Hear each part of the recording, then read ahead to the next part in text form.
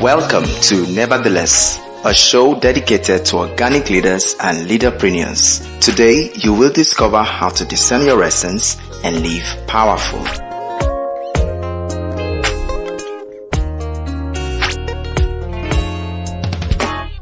Hello, welcome to Nevertheless, a show for organic leaders and leaderpreneurs. My name is Bidemi Mark-Mordi, and it's always a pleasure to bring this show your way. How are you doing? How's life in your part of the world? The last 1 week for us at Bidemi has been pretty sad. We lost one of our own, someone dear to us, and as a matter of fact, that's why we couldn't bring the podcast your way last week. I just needed to be quiet because I was too in shock to be able to deal with so many other things that I had to deal with.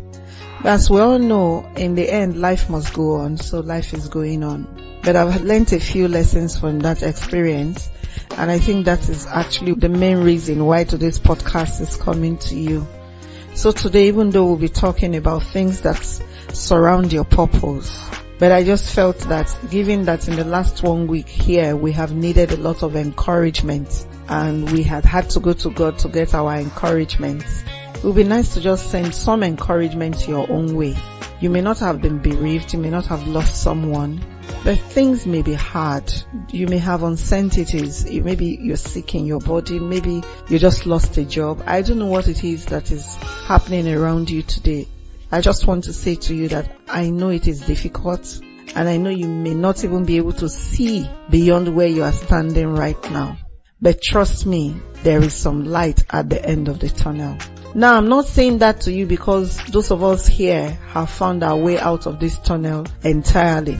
We are proactively doing whatever it is that we can do to come out of it. So for instance, we decided to go on a 7-day praise session. We're doing a 1 hour of praise every day for 7 days. Just because depression is a spirit, and if you allow it to settle on you, it comes with fear, it comes with sickness, it comes with so many other things. And one of the biggest and most effective antidotes for depression is praise. So why we don't understand why most of the things that have happened here have happened, or why what it is that happened last week here had happened, we are holding on to God because in the end, He's the only one we know. And it's in Him we live, we move, and have our being, and He's our trust. I don't know how you're feeling. I don't know what it is you face. But I'm coming to you today to say to you that it's going to be okay. I promise you it will. It may not be okay the way you want it to be okay, but it will be okay. Because if God is involved, it usually ends up okay. So what will we be talking about on today's show? What are those things that we really, really want to take a look at? Are you frustrated and tired of life? Do you feel trapped in life's maze and don't seem to find your way? Or are you passionate about your purpose and destiny and want to find out more? Then get a copy of DNA. DNA, Destiny Navigational Application, is a book written by Bidemi Mark-Mordi, where she coaches you to distill the answer to the cry of purpose, mandate, and significance. She teaches you how to discern your essence, discover your God-given mandate, deploy power, and demonstrate dominion. Get a copy of Destiny Navigational Applications from any bookstore near you or call 234-813-360-2883 or send an email to bidemi@bidemimarkmodi.com to place your order now.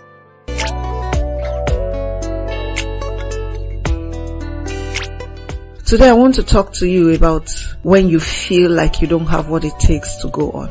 When you feel unqualified, when you've had too many failures in succession and you are thinking, enough, I'm not doing this anymore. When you are faced with sudden decisions that you didn't think you would ever have to make at this stage of your life, what do you do? I'll begin by telling you a story, and it may not be as tragic as what you may be facing, but for me it was pretty tragic at that point. It was about maybe 8-9 years ago. I had been in ministry for a while, but I was looking to be able to find the right support, because in everything we do, you require support if you will do it right. So I was seriously looking for the right support for what it was that I was doing.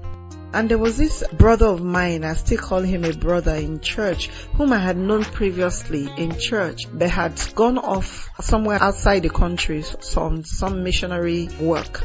And he was away for, I think, up to 2 years or 3 years, and he had just come back, and he had come back to settle in Nigeria. I was already running some ministry. I was running a ministry to women and a ministry to young people. So when he showed up in church and we were catching up, what are you doing? I started to share with him the vision for what it was that I was doing, and how we met, twice every month for the women, twice every month for the young people. And he promised that he will come to the next one that I was holding for the young people to come and just give his support. And I remember that I could barely sleep that Friday night into that Saturday morning, because finally I found someone outside of my husband who was coming to lend some support and just tell me that I'm on the right track, or that whatever it was I was doing, God was in it. So, it was with excitement and a lot of expectation that I went to that meeting that day. And true to his word, he came and he sat in that room. Through the teaching, through all the interactive sessions that we had, he even contributed. And I am a sucker for feedback. Once I am done with something, I like to get feedback, because my mindset is I always want to get better. So I was waiting for him to come and give me his feedback. So he waited patiently. I was also trying to deal with all the administrative things that I needed to deal with. So we finished that, and I sat down in front of him and I said, "So what do you think?" And he took a deep breath, a very long pause, and he said to me, "You know what? You act like you have got it, but you don't have it." And those few words, I don't know how many words, haunted me for a long time. And he didn't go on to elaborate. He didn't say anything else. He just said to me, "You act like you have it, but you don't have it." Everything I had done, close to about 4 years of running young people ministry, he just killed it for me. He killed the zeal. I started to question, if I was this unqualified, maybe God didn't even ask me to do this, and so on and so forth. And now that I think about it, unfortunately, I think that contributed to the reason why I stopped running those meetings. Because we were gathering momentum, young people were getting blessed. I still see some of them today. Change was coming, but those words that this man spoke, I could never get them out of my head. You act like you have it, but you don't have it. Years later, I know better.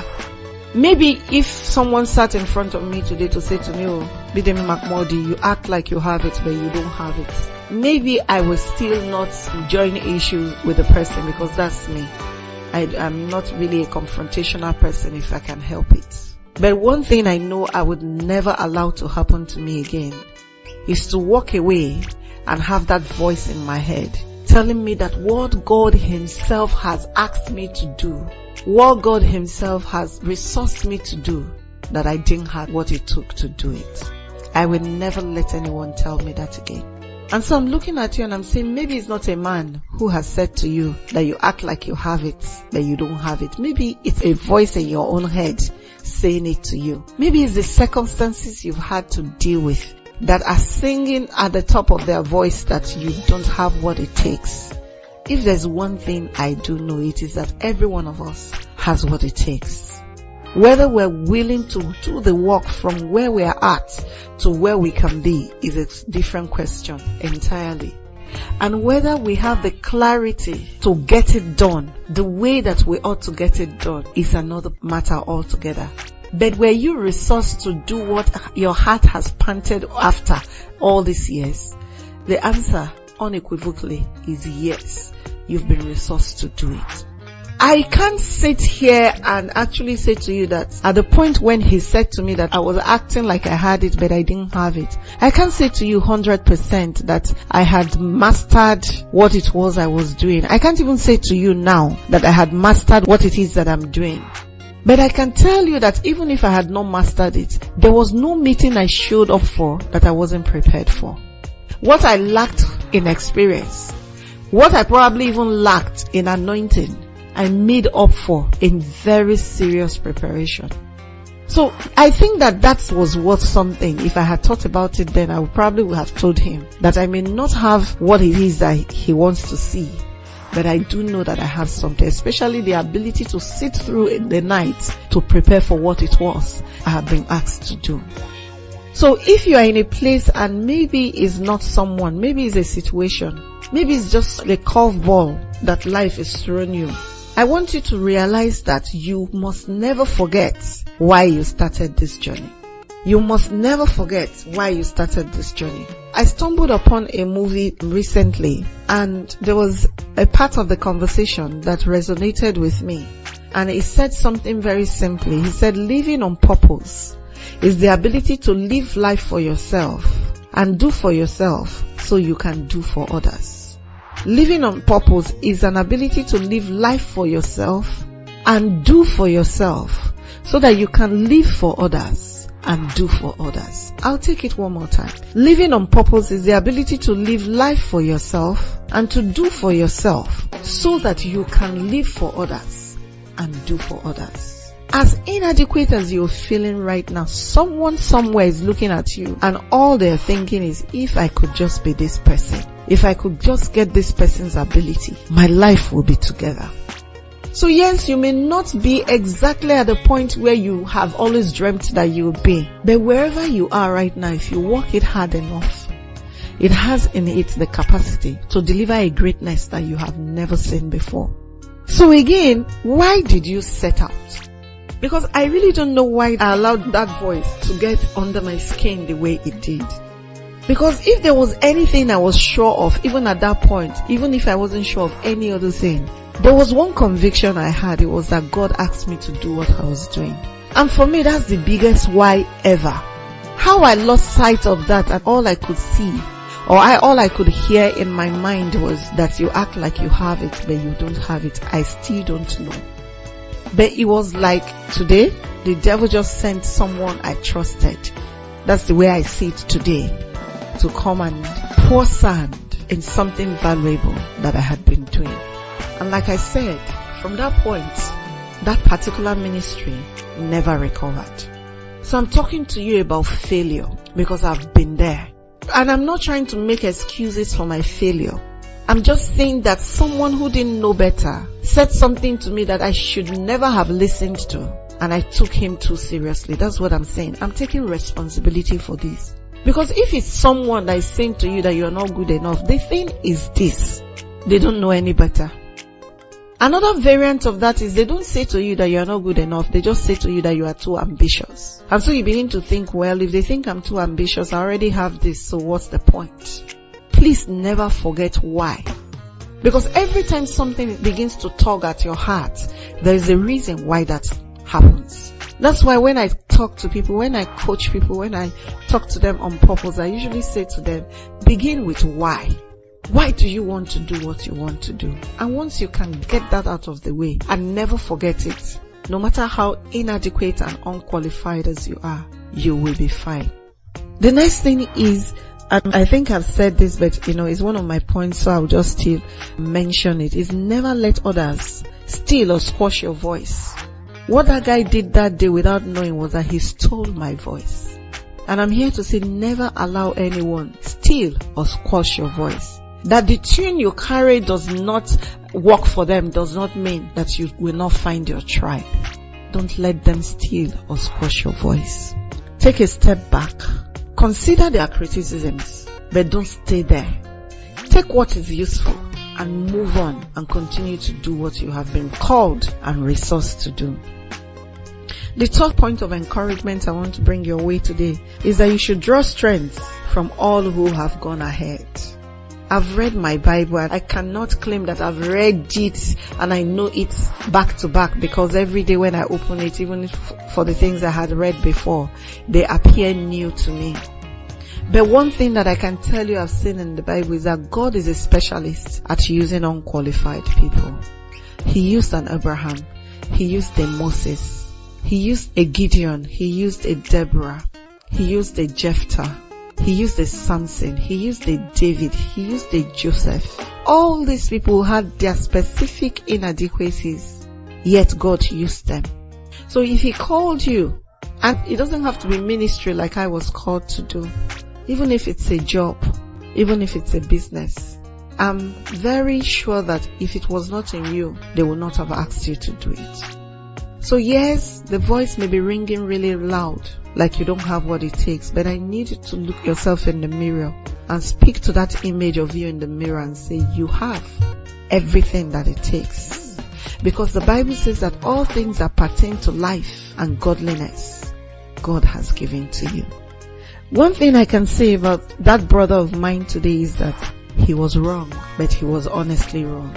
He judged me by who I was that day. He didn't take the time to look beneath my surface. And that's why when people even work for me, maybe they come in to work for me or intern or something, and I find out that they are not a proper fit for what I'm doing, I usually will say to them, you are not a fit. But always also quick to say to them that you are not a fit here does not mean that you are a misfit in the world. You just need to find your place and you will feel it like a hand in a glove.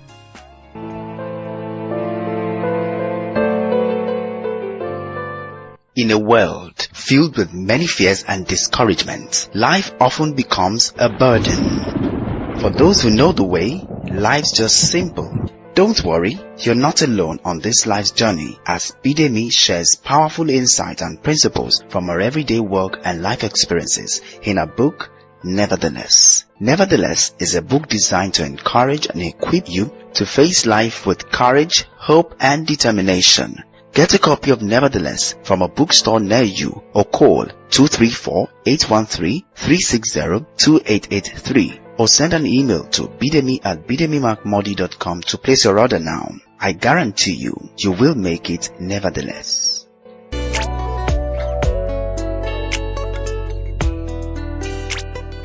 Now, in all this while, what I forgot those years was that when it comes to God, success isn't the goal. Obedience is the goal. Because if you have been asked to do it, maybe you haven't been asked to do it so that it becomes successful and spread like wildfire. Maybe God just wants to use that to prepare you for something else, and He just wants to see that you are obedient and you are consistent and committed to what He has asked you to do. Maybe your issue doesn't even have to do with discouragement in this regard, but you've lost a loved one and you're saying to yourself, can I go on by myself? I'm sure it's a painful experience, and I'm sure the pain will never go away. But one thing I can tell you is that yes, you will make it. What I have found is that usually we have so much strength buried in us that sometimes it takes adverse situations to bring them to the fore. I had an auntie who lost her husband years ago. And this auntie was the original pampered wife. Her husband did everything. Her husband paid the electricity bills. Her husband dealt with the cars. I know specifically how many times she would want to go out and then the driver would say, there is no fuel in the car. And I remember her husband would say, you couldn't even put fuel in the car. And she would be like, I didn't know there was no fuel. And her husband would make sure the car was fueled before she could go out. So when her husband died suddenly, I thought to myself, this woman will not make it. But I was lying. I was wrong, and honestly wrong. Because this woman is gone on to develop properties, someone who didn't know where electricity bills were paid. She's used cars in these years. She's run a business consistently over this time. Her children have all gone to school, graduated, they're out, and they're all married. And every time I look at her now, I say to myself, there's always a strength buried inside of us. If only we allow those situations to bring them out, we'll be amazed at how strong we truly are. A few years ago, my husband did a write-up and he titled it, "You're Stronger Than You Think You Are." Friends, maybe you are sick in your body and you're thinking, I don't have what it takes to make it. I dare you to draw from the strength that is deep inside of you and rise from that bed and go and be everything that God has called you to be. Maybe you lost your father and you're thinking, will I ever finish school? I dare you to get up from that place of mourning and say, this shall not define me, and go on and be the best version of yourself because God has put it in you to be. Maybe like my dear brother, you lost your wife and you're looking at the children and you're saying, can I make it? I I dare you to look up to heaven and reach up to God to hold your hand, and I am sure that you will make it. God is the master of using unqualified people, and it will be really nice if you will let him use you as unqualified as you are. Like I said when I started, I said I personally was needing encouragement. My team at Verbatim is needing encouragement, and I thought that the best way to get the encouragement that we require is to try and give it to the world that is watching and listening to us.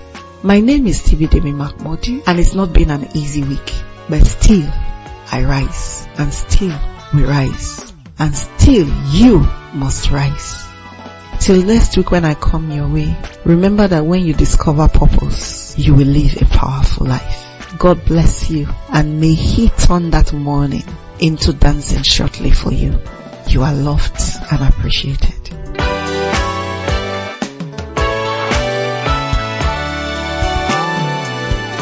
Thank you for listening to Nevertheless. For more information and resources, call 0813-360-2883 or send an email to bidemi@bidemimarkmordi.com. Don't forget that when you discover your purpose, you will live powerful.